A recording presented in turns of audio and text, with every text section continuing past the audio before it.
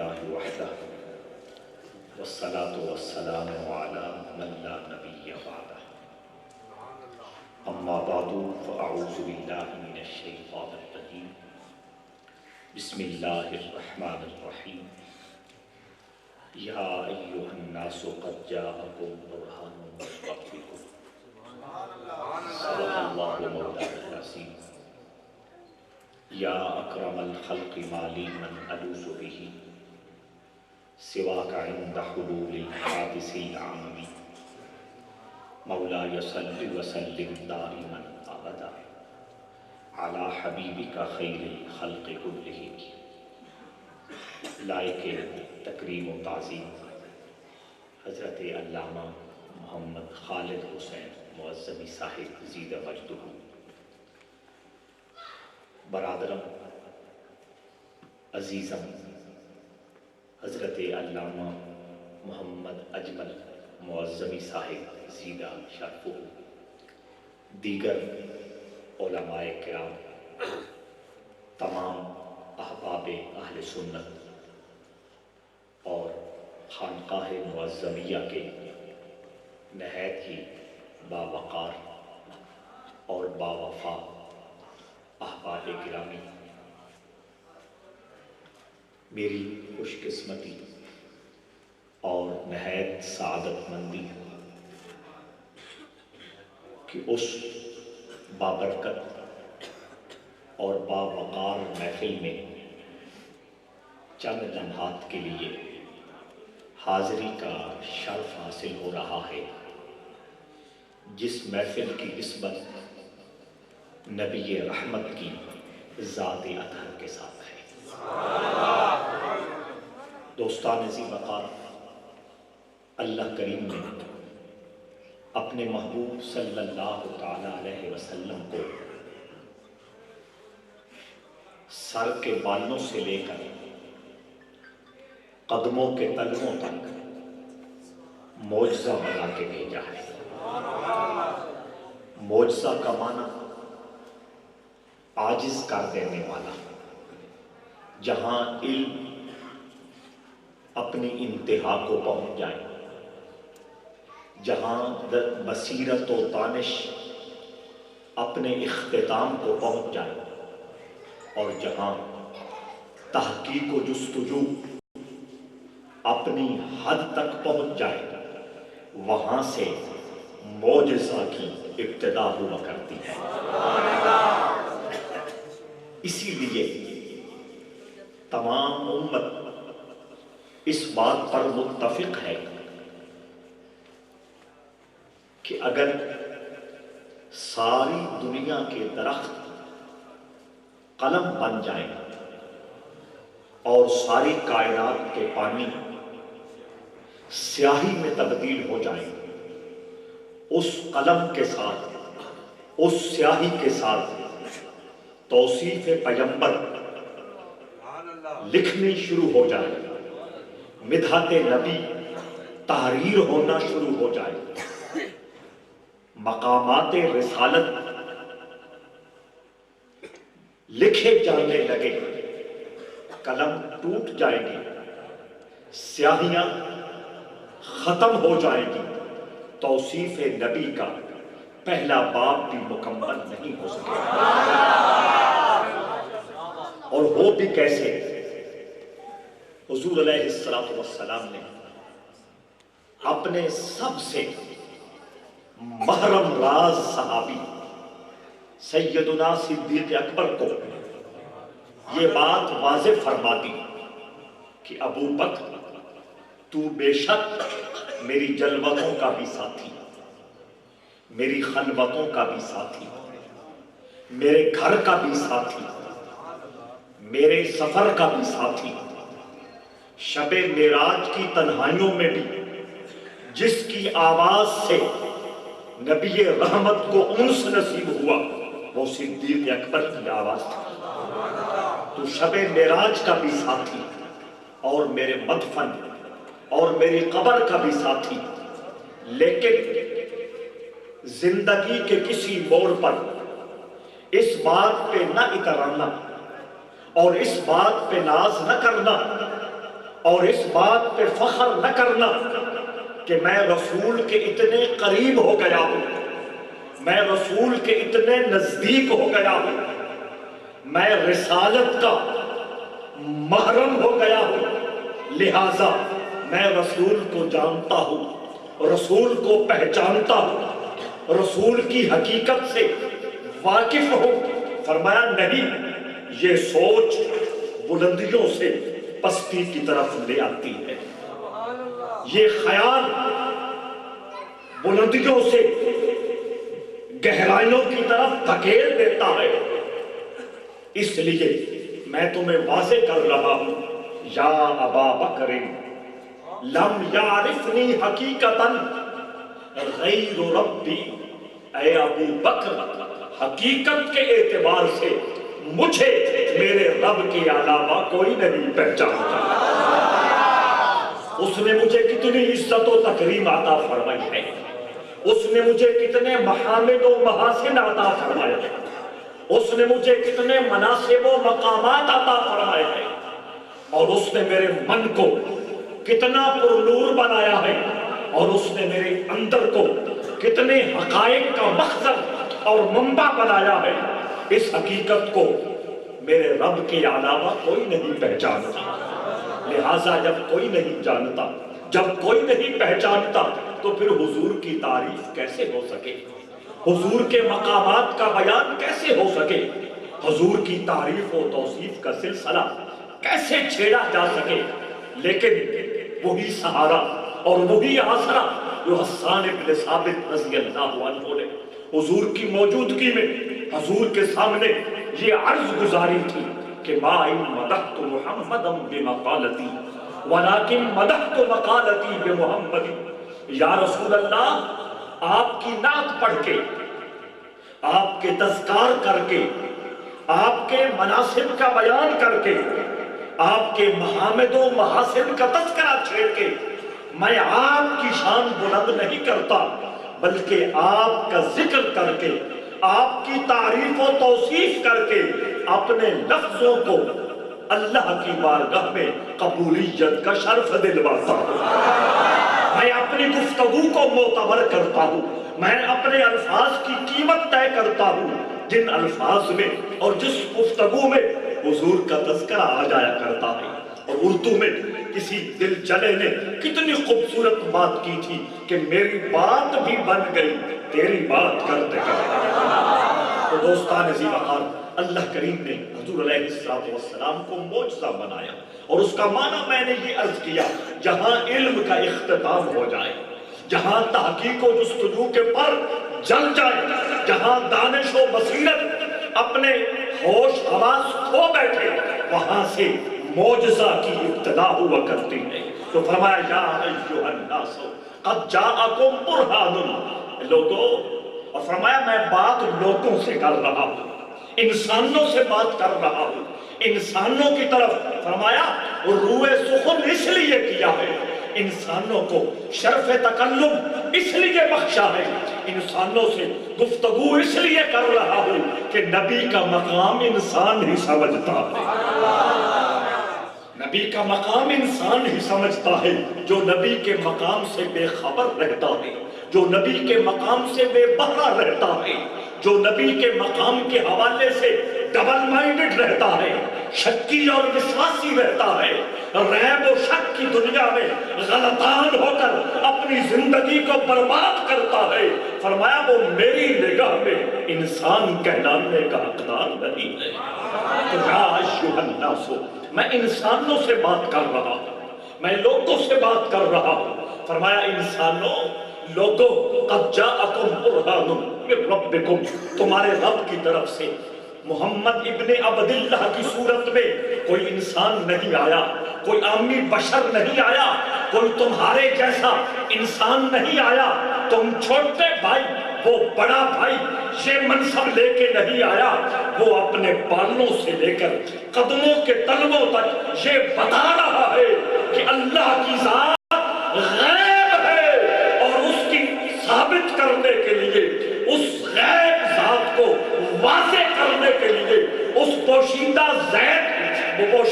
ذات کو ظاہر کرنے اس کائنات کے اندر جو دلیل بھیجی گئی ہے وہ میری ذات ہے۔ اسی لیے حضور نے فرمایا، بخاری کا جملہ ہے، من رآنی فقد رأى الحق، جس نے مجھے دیکھا اس نے خدا کو دیکھا۔ اور بخاری کا ہی جملہ، انا مرآۃ جمال الحق، حضور نے فرمایا میں اللہ کے حسن کا آئینہ بن کے آیا۔ جس نے اللہ کا علم دیکھنا ہے وہ میرے علم کو دیکھے، جس نے اللہ کے حسن و جمال کو دیکھنا ہے وہ چہرہ مصطفی پہ جو انوار و تجلیات کی رم جھم برس رہی ہے اس کو دیکھ کے اپنی روح کو سرور بخشے۔ جو اللہ کے اختیارات، اللہ کی طاقت، توانائی اور تصرفات کو دیکھنا چاہتا ہے وہ کبھی میرے ہاتھوں کے اٹھنے پہ سورج کو پلٹتا ہوا دیکھے، کبھی میری انگلی کے اٹھنے سے چاند کا کلیجہ چرتا ہوا دیکھے، کبھی میری توجہ باطنی سے درخت کو میری بارگاہ میں آ کے سجدہ کرتے ہوئے دیکھے، کبھی ابو جہل کے ہاتھوں میں کنکریوں کو کلمہ پڑھتے ہوئے سنے تو اسے اندازہ ہو جائے گا انا مرآۃ جمال الحق، میں اللہ کے حسن کا آئینہ ہوں۔ بات میں نے بڑھانی نہیں، وقت کی تنگی ساتھ ساتھ چل رہی ہے، اور اس مجلس کے بابرکت محفل کے روح رواں اور عظیم خطیب ابھی آنے کو ہے۔ میں اپنی حاضری لگوا کے گفتگو کو بالکل سمیٹنا چاہ رہا ہوں اور سمیٹنا جانتا بھی ہوں، قوم کا مزاج بھی سمجھتا ہوں، قوم کی نفسیات بھی سمجھتا ہوں، معاشرے کا یہ المیہ کہ ہم سٹیج والے لوگ قوم کا وقت برباد کرتے ہیں، اس حقیقت کو بھی جانتا ہوں۔ اس لیے میں ان لوگوں میں سے نہیں کہ میں وقت ضائع کروں، نہ اپنا وقت ضائع کروں گا، نہ اپنا وقت آپ کا وقت ضائع کروں گا۔ قرآن مجید کے برہان لفظ کے سائے تلے رہ کے حضور کے مقام کو سلام پیش کرتے ہوئے رخصت ہونا چاہتا ہوں۔ یا ایھا الناس قد جاءکم برہان، فرمایا ہم نے اپنے رسول کو اپنی ذات کی دلیل بنا کے بھیجا ہے، سر کے بالوں سے لے کر قدموں کے تلووں تک حضور کو معجزہ بنا کے بھیجا ہے۔ حضور کے بالوں کی عظمت میں نہیں چھیڑ سکتا، حضور کی پیشانی کی بات نہیں چھیڑ سکتا، حضور کی بینی مبارک کا تذکرہ نہیں کر سکتا، حضور کے رخساروں کی بات نہیں کر سکتا، حضور کے لبوں کی بات نہیں کر سکتا، لبوں کے اندر جو زبان مبارک ہے اس کی رفعتوں کو سلام نہیں پیش کر سکتا، تھوڑی مبارک کی بات نہیں کر سکتا، سینے کی بات کیسے کروں، ہاتھوں کی بات کیسے کروں، قدموں کی بات کیسے کروں، بات کہاں سے کہاں چلی جائے گی۔ میں تو حضور کے وجود کے ساتھ جس تھوک کو نسبت ہوئی ہے اس پہ بات شروع بھی کر رہا ہوں، اسی پہ بات ختم بھی کر رہا ہوں۔ تھوک حضور کے زبان مبارک کے ساتھ تھوک کو نسبت ہوئی، جب اس پانی کو حضور کے زبان مبارک کے ساتھ نسبت ہوئی وہ بھی اللہ کی دلیل بنتا چلا گیا۔ وجود تو دلیل ہے ہی صحیح، وجود تو معجزہ ہے ہی صحیح، جس تھوک کی نسبت میرے نبی کے دہان سے ہو جاتی ہے، میرے نبی کے منہ سے ہو جاتی ہے اور میرے نبی کی زبان مبارک کے ساتھ ہو جاتی ہے، وہ بھی اللہ کے دلائل میں سے ایک دلیل بن جایا کرتی ہے۔ وہ لمحہ میرے دوستوں کو یاد ہوگا اور وہ گھڑی میرے دوستوں کے پیشے نظر ہوگی جب حضرت شیر خدا حیدر کرار امیر المومنین حضرت علی رضی اللہ تعالیٰ عنہ کی آنکھیں خراب تھی، جنگ کا ماحول تھا، کئی دن سے سپاہی قلعہ فتح کرنے کے لیے اپنی ساری قوتیں صرف کر رہے تھے۔ ایک شام جب فوجیں اپنے اپنے مورچوں میں جا بیٹھی، نبی رحمت کی زبان سے ایک جملہ نکلا، کل جھنڈا اس کو ملے گا جس کے ہاتھ پہ اللہ نے فتح لکھی ہے۔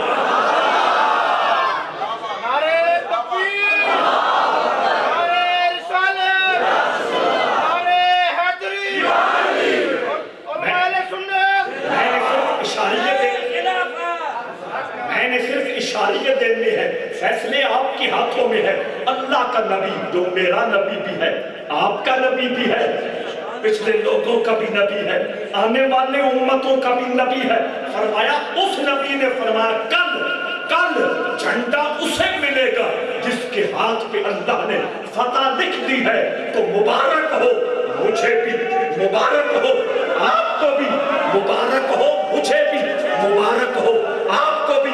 اللہ نے ہمیں وہ نبی دیا ہے جو کل کا معاملہ جانتا ہے. نعرہ تکبیر، نعرہ رسالت، نعرہ رسالت، نعرہ حیدری. آمد مصطفیٰ، آمد مصطفیٰ، سرکار کی آمد، دیدار کی آمد، آقا کی آمد، نبیپار کی آمد، نبیپار کی آمد. آمد مصطفیٰ، چہرہ مدحہ، کہہ رہی ہے یہ فضا. آ گئے مصطفیٰ، نعرہ رسالت، نعرہ رسالت. اللہم صلی علی محمد.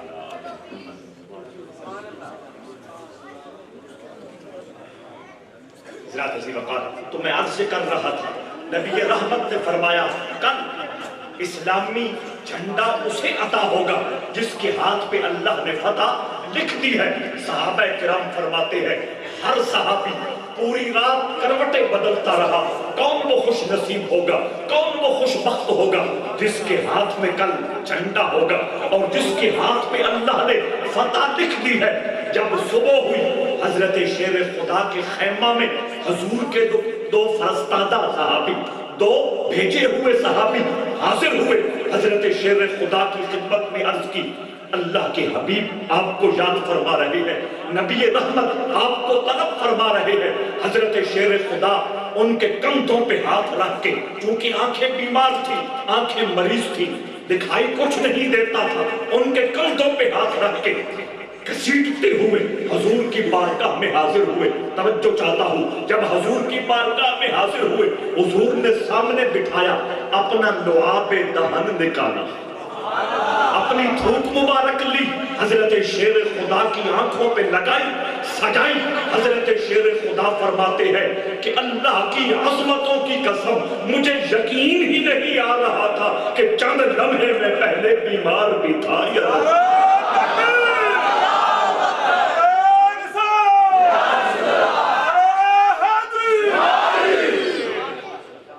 جھنڈا ان کو ملا اور اللہ نے اس دن فتح بھی عطا فرما دی. وہ صرف سیاسی نعرہ نہیں تھا، یوں کر دیں گے، یوں کر دیں گے، وہ حضور کی زبان سے غیبی خبر کا صدور تھا. کل جھنڈا اسے ملے گا جس کے ہاتھ میں اللہ نے فتح رقم فرما دی ہے، لکھ دی ہے.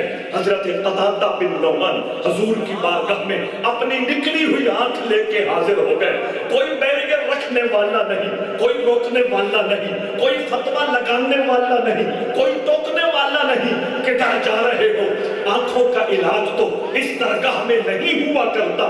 یہ کوئی طبیب ہے، یہ کوئی آئی اسپیشلسٹ ہے، یہ کوئی حکیم اور سیانے ہیں، یہ کوئی دارو دوا دینے والے ہیں.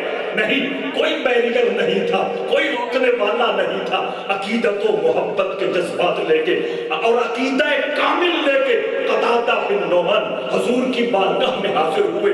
حضور نے بھی انہیں نہیں سمجھایا کہاں آ گئے ہو. میرا کام آنکھیں ٹھیک کرنا تو نہیں، میرا کام آنکھوں کا علاج کرنا تو نہیں، میں تو وہی لے کے آیا ہوں اور وہی تم تک پہنچا رہا ہوں. دین لے کے آیا ہوں، اس کی صدا تمہارے کانوں تک پہنچا رہا ہوں. اللہ کا کلام لے کے آیا ہوں، وہ تمہیں پہنچا رہا ہوں، سمجھا رہا ہوں اور اس پہ عمل کرنے کی تمہیں تعلیم اور تلقین کر رہا ہوں. نہیں، حضور نے بھی پاس بٹھا لیا اور لعاب دہن نکالا، قتادہ بن نعمان کی آنکھ پہ لگایا. قتادہ بن نعمان ساری زندگی جب یہ واقعہ بیان کرتے تھے کہتے تھے مجھے اللہ کی کبریائی کی قسم، جس آنکھ پہ اللہ کے نبی نے اپنا لعاب لگایا ہے اس آنکھ سے مجھے ڈبل نظر آتا ہے، اس آنکھ پہ مجھے دوہرا نظر آتا ہے. اور بات اختتام کی طرف لے جا رہا ہوں. حضرت جابر رضی اللہ تعالی عنہ، عبداللہ بن جابر رضی اللہ تعالی عنہ، ان کے گھر حضور علیہ السلام تشریف لے جاتے ہیں اور فرمائش فرماتے ہیں کہ اتنے صحابہ میرے ساتھ آ رہے ہیں، ان کے کھانے کا انتظام کیا جائے۔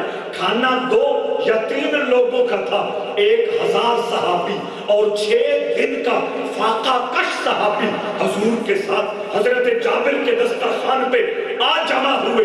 حضرت جابر کی پریشانی جب حضور نے مشاہدہ فرمائی، ملاحظہ فرمائی، فرمایا گھبرانے کی ضرورت نہیں، وہ جو 2-4 روٹیاں اور 2-4 لوگوں کا سالن بنا رکھا ہے اسے میری خدمت میں پیش کیا جائے۔ حضور نے لعاب دہن سالن میں ڈالا۔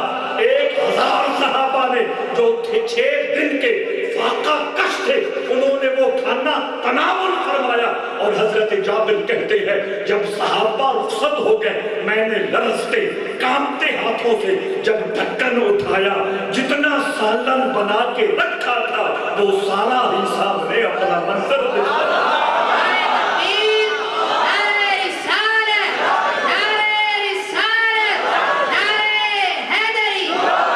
آسمان خاں زمین خاں زمانہ مہمان، آسمان خاں زمین خاں زمانہ مہمان۔ آسمان بھی دسترخوان ہے تے زمین بھی دسترخوان ہے۔ جے ایڈا وڈا دسترخوان ہے تے پھر سوال پیدا ہویا کہ مہمان کدوں ہو سن؟ فرمایا سارا زمانہ ہی مہمان ہے۔ حضور میزبان نو، دسترخوان آسمان بھی ہے، دسترخوان زمین بھی ہے، تے اس دسترخوان تے کس مہمان نے بڑھا؟ فرمایا زمانہ مہمان۔ آسمان خاں زمین خاں زمانہ مہمان، صاحب خانہ لقب کس کا؟ تیرا تیرا۔ تو یا ایھا الناس قد جاءکم برہان من ربکم، حضور کے ساتھ جس چیز کی نسبت ہو جاتی ہے وہ بھی اللہ کی ذات کی دلیل بن جایا کرتی ہے۔ میں نے جو کچھ عرض کیا آپ کے قدموں کے ساتھ سجنے والی مٹی کے صدقے اللہ کریم میری گفتگو میں خلوص پیدا فرما کے اپنی بارگاہ میں قبول فرمائے۔ قبلہ تشریف لائے ہیں، آپ کے خطاب دل نواز سے آپ محظوظ ہوں گے، اور میں اجازت چاہوں گا تمام دوستوں اور بالخصوص وابستگان خانقاہ معظمیہ کی خدمت میں عرض کروں گا، آپ اپنی جگہ سے اٹھیں گے نہیں، تشریف فرما رہیں گے اور ان کے خوبصورت لب و لہجہ سے محبوب علیہ السلام کے تذکار سن کے اپنی روحوں کو جنت نشاں بنائیں گے۔